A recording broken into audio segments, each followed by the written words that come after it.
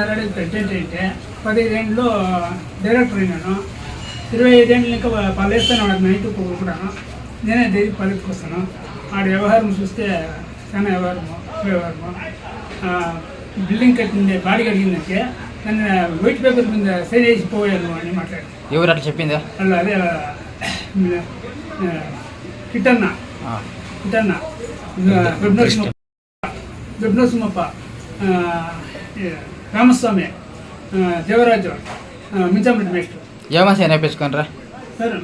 నేను వేసేలేదు అంటే కడసారి ఏం చేయాలంటే రాసి మేటర్ అయి నేను వేస్తాను అంటే నాకు సంసారం బాగా కానైపోయి నేను డైరీ సుధారితో అంటానని అదే సైన్ అయిపోతుంది. అంతకు ముంచే ఏంటంటే ఈ బాడీಗೆ గ్యాస్ అనేది 2 ఏళ్ళు బాడీకి ఇచ్చిందా సార్?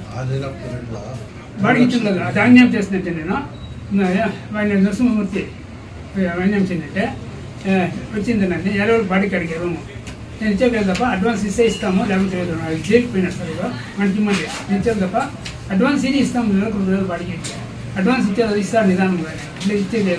నేను ప్రెటెండ్ చేసింది ఇంకే ఇవి ఒకటే చేయండి తప్ప 13 జనం చేయడారు అందరినీ పిలుస్తాను అందరూ కొట్టి ఇచ్చేస్తాను అంటే అని దానికే చూడు ఎట్లయితే అని ఏం చూసేది అంటే వీళ్ళు నెలకొన్ని ఉంటారు కదా వాళ్ళకి పైన ఎత్తు కట్టింది రాజ్యం నిమ్మాను ఎన్నాళ్ళయా సార్? సుమారు 2 ఏళ్ళ చునావణ లేదా? చునావణ లేదు సార్. చునావణ నిన్నలే అనిందే నన్ను రెండేసేనే ఒత్తాలు చేయలేదు. మెంబర్లంతా అడిగినారు రమ్మంటే 3 మీటింగ్లు రమ్మంటే ఆలతోడు వాళ్ళు ఇల్లు కప్పి అడిగినాయి.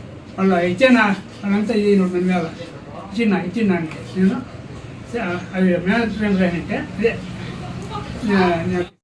ನಮಸ್ಕಾರ, ನನ್ನ ಹೆಸರು ವಸಂತ್ ಕುಮಾರ್ ಅಂತ. ಗಂಜಿಗುಂಟೆ ನಮ್ಮದು ಎಕ್ಸ್ ಗ್ರಾಮ ಪಂಚಾಯತಿ ಮೆಂಬರು. ಅದೇ ರೀತಿ ಹಾಲು ಒಕ್ಕೂಟದಲ್ಲಿ ನಾನು ಕೂಡ ಒಬ್ಬ ಷೇರುದಾರನಾಗಿ ಸುಮಾರು ಚುನಾವಣೆ ಹಾಕಿ ಚುನಾವಣೆ ಪರಾಜಯನಾದೆ. ಆದರೂ ಕೂಡ ರೈತರ ಪರವಾಗಿ ಎಲ್ಲ ರೀತಿಯಲ್ಲಿ ಕೂಡ ನಾನು ಹೋರಾಟ ಮಾಡಿ ರೈತರ ಆದಾಯ ವೃದ್ಧಿ ಮಾಡೋದಕ್ಕೆ ನಮ್ಮ ಸಂಘ ಸಂಸ್ಥೆ ಜನರಲ್ ಬಾಡಿ ಮಾಡಿದಾಗ ನಾನು ಈ ಸಭೆಯಲ್ಲಿ ಭಾಗವಹಿಸಿದ್ದೇನೆ. ಸ್ನೇಹಿತರೆ, ಒಂದು ಮಾತು ಹೇಳಬೇಕು. ಗಂಜಿಗುಂಟೆ ಹಾಲು ಉತ್ಪಾದಕರ ಸಹಕಾರ ಸಂಘದ ದುರಾಡಳಿತ ಮತ್ತು ಹಗಲು ದರೋಡೆ ಅಂತಲೇ ಹೇಳಲಾಗ್ತದೆ. ನಾನು ಒಂದು ಮಾಹಿತಿಯನ್ನು ಕಲೆ ಹಾಕೋದಕ್ಕೆ ನಾನು RTIDಯಲ್ಲಿ ಕೂಡ ಸುಮಾರು ಸಲ ಮಾಹಿತಿಯನ್ನು ಕೇಳಿದಾಗ ಕೊಡಲಿಲ್ಲ. ಅದೇ ರೀತಿ ನಾನು ಒಂದು ಕಳೆದ ಚುನಾವಣೆಯಲ್ಲಿ ಸ್ಪರ್ಧೆ ಮಾಡಿ ನಾನು ಪರಾಜಿತನಾದ್ಮೇಲೆ ಸುಮಾರು 5 ವರ್ಷಗಳು ಕಳೆದಾಗ ಬಾಡಿ ಬಂತು. ಆ ಬಾಡಿ ಬಂದಾದ್ಮೇಲೆ ಆಂಜಿನಪ್ಪ ಅವರು ಅಧ್ಯಕ್ಷರಾಗಿದ್ದರು. ಆಂಜಿನಪ್ಪ ಅವರು ಅಧ್ಯಕ್ಷ ಆದಾಗ 2 ವರ್ಷ ಅವರು ಕೆಲಸ ನಿರ್ವಹಿಸಿದ್ರು. ಅವರು ಏಕಾಏಕಿ ರಾಜಕೀಯ ಪಿತೂರದಿಂದ ಕೆಳಗಿಳಿಸಲಾಯಿತು. ನಂದು ಒಂದು ಆರೋಪ ಏನಪ್ಪ ಅಂತಂದರೆ, ಚುನಾವಣೆ ಪ್ರಕ್ರಿಯೆಯಲ್ಲಿ ಯಾವುದೇ ಥರದ್ದು ಆಂಜಿನಪ್ಪ ಅವ್ರನ್ನ ರಾಜೀನಾಮೆ ಕೊಡಿಸಿ ಈಗ ಪ್ರೆಸಿಡೆಂಟ್ ಆಗಿರುವಂಥ ವೈ ನರಸಿಂಹಪ್ಪ ಅವರು ಅಧ್ಯಕ್ಷರಾಗಿದ್ದಾರಲ್ಲ, ಚುನಾವಣೆ ಪ್ರಕ್ರಿಯೆಯಲ್ಲಿ ಆಗಿಲ್ಲ ಅಂತ ನನ್ನ ಆರೋಪ ಮಾಡಿ ನಮ್ಮ AR ಮತ್ತು DR ಕಚೇರಿಗೆ ಈಗಾಗಲೇ ವಿಷಯವನ್ನು ತಿಳಿಸ್ಕೊಟ್ಟಿದ್ದೀನಿ.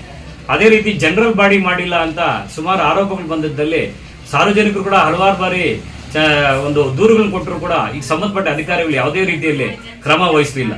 ಆದ್ರಿಂದ ನಾವು ಹಂತ ಹಂತವಾಗಿ ನಾವು ಕಾನೂನಡಿಯಲ್ಲಿ ಅರ್ಜಿಗಳನ್ನ ಸಲ್ಲಿಸಿ ಇವತ್ತು ನಾವು ಎಷ್ಟು ಬಾರಿ ಅವ್ರಿಗೆ ಮನವಿ ಮಾಡಿ ನ್ಯಾಯನ ಕೇಳಿದಾಗ ಅವರು ಸ್ಪಂದಿಸಲಿಲ್ಲ. ಆಗ ಈಗ ಕಮಿಟಿ ಮಾಡಿದ ಮೇಲೆ 5 ವರ್ಷ ಕಮಿಟಿ ಮುಗಿದಾದ್ಮೇಲೆ 5ನೇ ತಾರೀಕು 3ನೇ ತಿಂಗಳು 2024ರಂದು ಜನರಲ್ ಬಾಡಿ ಇಟ್ಕೊಂಡ್ರು.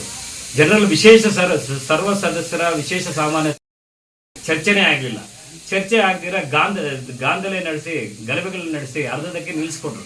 ನಿಲ್ಲಿಸಾದ ಮೇಲೆ ನಾನು ಹಲವಾರು ಬಾರಿ ನಮ್ಮ ಉಪ ಸಂಘಗಳ ನಿಬಂಧಕರ ಬಳಿ ಹೋಗಿ ನಮ್ಮ ಸಂಘವನ್ನ ಏನನ್ನ ಮಾಡಿ ಉದ್ಧಾರ ಮಾಡಬೇಕು ಅಂತ ಕೇಳಿದಾಗ ಅವರು ವೆಂಕಟೇಶ್ ಮೂರ್ತಿ ಅಂತ ಇದ್ರು AR ಅವರು ವರ್ಗಾವಣೆ ಆದರು.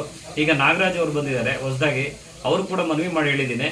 ನಮಗೆ ಇಷ್ಟೇ ಒತ್ತಾಯ ಮಾಡೋದು, ಗಂಜಿಗುಂಟೆ ಹಾಲು ಉತ್ಪಾದಕರ ಸಹಕಾರ ಸಂಘಕ್ಕೆ ಕಟ್ಟಡಗಳಾಗಲಿ ಆದಾಯ ಆಗಲಿ ಆ ಕಟ್ಟಡಗಳಲ್ಲಿ ಬರುವಂಥದ್ದು ಮುಂಗಡ ಅಮೌಂಟ್ ಏನು ಹಣ ಬಾಡಿಗೆ ಎಷ್ಟು ಅಂದು ಹಲವಾರು ಬಾರಿ ನಾವು ಚರ್ಚೆ ಮಾಡಿದ್ರೆ ಯಾವುದೇ ಪ್ರತಿउತ್ತರ ನಮ್ಮ ಮುಖ್ಯ ಕಾರ್ಯನಿರ್ವಾಹಕ ಡೈರಿ ಸಂಘದ ಇರ್ಷಾದ್ ಅವರು ಹೇಳಲಿಲ್ಲ. ಈಗ ಸಂಬಂಧಪಟ್ಟ ಅಧಿಕಾರಿಗಳು ಕೂಡ ಸಹ ಹೇಳಲಿಲ್ಲ. ಹಾಗಾಗಿ ಮುಂದಿನ ನಾವು ನಡೆ ಏನಪ್ಪಾ ಅಂತಂದ್ರೆ ಕಾನೂನು ಹೋರಾಟ ಮಾಡಬೇಕಾಗ್ತದೆ.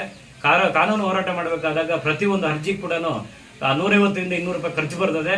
ಆ ಖರ್ಚನ್ನಾಗಿ ರೈತರ ಪರವಾಗಿ ಸದಾ ನಾವು ದುಡಿಯುತ್ತೀವಿ ಅಂತ ಹೇಳ್ತಾ ಅದೇ ರೀತಿ RTIಯಲ್ಲಿ ಸುಮಾರು ಬಾರಿ ನಾವು ಮನವಿಯನ್ನ ಕಲೆ ಹಾಕೋದಿಕ್ಕೆ ಅಂತ ಹೇಳಿದ್ರು ಕೂಡ ನಾವು ಯಾವ ರೀತಿ ಕೂಡ ಅವರು ನಮಗೆ ಮಾಹಿತಿಯನ್ನು ಕೊಡಲಿಲ್ಲ. ಕೆಲವು ಒಂದು 3 ತಿಂಗಳು 4 ತಿಂಗಳು ಆದರೂ ಕೂಡ ಸಣ್ಣದಾಗಿ ಒಂದು ಈ RTI ಹಾಕಿರೋದು ಚಿಕ್ಕಬಳ್ಳಾಪುರ ನಮ್ಮ ಸಾರ್ವಜನಿಕ ಮಾಹಿತಿ ಸಹಕಾರ ಸಂಘದ ಸಹಾಯಕ ನಿಬಂಧಕರ ಕಚೇರಿಗೆ ಹಾಕಿದ್ದೀನಿ ನಾನು. ಇವರು ಉತ್ತರ ನೀಡದೆ ನಮಗೆ ಸಬೂಬುಗಳನ್ನು ಹೇಳ್ತಾ ನಮ್ಮ ಡೈರಿಗೆ ಸಂಬಂಧಪಟ್ಟ ಕಾರ್ಯನಿರ್ವಾಹಕರ ಲೆಟರ್ಡ್ ಅಲ್ಲಿ ಅವರೊಂದು ಸಬೂಬನ್ನು ನೀಡ್ತಾರೆ. ಏನಪ್ಪಾ ಅಂತಂದ್ರೆ, ನೀವು ಸುಮಾರು ದಿನ ಕಳೆದಾದ್ಮೇಲೆ ನಾವು ಹಾಕಿದ ಮೇಲೆ ನಿಮಗೆ ಇದ್ದೇನೆ, ನೀವು ಕೇಳಿರುವಂತ ಪ್ರಶ್ನಾತೀತವಾಗಿದೆ, ಅರ್ಥಪೂರ್ಣವಾಗಿಲ್ಲ ಅಂತ ಅಂದ್ಬಿಟ್ಟು ನಮ್ಮ ಅರ್ಜಿನ ವಜಾಗೊಳಿಸಲಾಗಿದೆ ಅಂತ ಅವರು ನಮಗೆ ಆರೋಪ ಮಾಡಿ ಒಂದು ಲೆಟರ್ ಕಳಿಸಿದ್ದಾರೆ. ಎಷ್ಟರ ಮಟ್ಟಿಗೆ ಕಾನೂನನ್ನ ಪಾಲನೆ ಮಾಡ್ತಾ ಇದ್ದಾರೆ? ನನಗೆ AR ಕಚೇರಿಯಿಂದ ಕೊಟ್ಟಿರುವಂತದ್ದೇನೋ ನಿಮ್ಮ ಸಂಘದ ವ್ಯವಹಾರಗಳ ಬಗ್ಗೆ ನಮಗೆ ಗೊತ್ತಿಲ್ಲ. ಹಾಗಾಗಿ ನಿಮ್ಮ ಅರ್ಜಿಯನ್ನ ಸ್ಥಳೀಯವಾಗಿರುವಂತಹ ಹಾಲು ಉತ್ಪಾದಕರ ಸಂಘಕ್ಕೆ ವರ್ಗಾವಣೆ ಮಾಡ್ತಾ ಇದ್ದೇವೆ. ಅಲ್ಲಿ ಮಾಹಿತಿ ಬಂದಲ್ಲಿ ನಿಮಗೆ ಮಾಹಿತಿಯನ್ನು ಕೊಡಿಸ್ತೀವಿ ಅಂತ. ಅದೇ ರೀತಿ ಇವತ್ತು ಸರ್ವ ಸದಸ್ಯರ ವಿಶೇಷ ಸಾಮಾನ್ಯ ಸಭೆ ಅಂತ ಇವತ್ತೊಂದು ದಿನ ಹಮ್ಮಿಕೊಂಡಿದ್ರು. ಆ ಸರ್ವ ಸದಸ್ಯರ ವಿಶೇಷ ಸಾಮಾನ್ಯ ಸಭೆಯಲ್ಲಿ ಮುಖ್ಯ ಉದ್ದೇಶಗಳನ್ನು ನಾವು ಕೊಟ್ಟಿರುವಂತ ಅರ್ಜಿಗಳಲ್ಲಿ ಯಾವುದೇ ರೀತಿ ಚರ್ಚೆ ಆಗಲಿಲ್ಲ. ಇಲ್ಲಿ ನಡೆದಿದ್ದಿಷ್ಟೇನೆ. 5ನೇ ತಾರೀಕು 3ನೇ ತಿಂಗಳು 2024 ನಡೆದಿರುವಂತಹ ಜನರಲ್ ಬಾಡಿಯಲ್ಲಿ ಈಗ ಸಂಘ ಏನೋ ಸೂಪರ್ ಸೆಟ್ ಆಗಿದ್ರಿಂದ ಚುನಾವಣೆ ನಡೆಸಕ್ಕೆ ಅಂತ ಬಂದಿದ್ದೀವಿ. ನಾವು ಸರ್ವ ಸದಸ್ಯರ ಸಾಮಾನ್ಯ ಸಭೆ ಮಾಡಕ್ ಬಂದಿಲ್ಲ ಅಂತ ಸಂಬಂಧಪಟ್ಟ ಅಧಿಕಾರಿಗಳು ಶಂಸುದ್ದೀನ್ ಅವರು ನಮಗೆ ವಿಷಯವನ್ನು ತಿಳಿಸ್ಕೊಟ್ರು.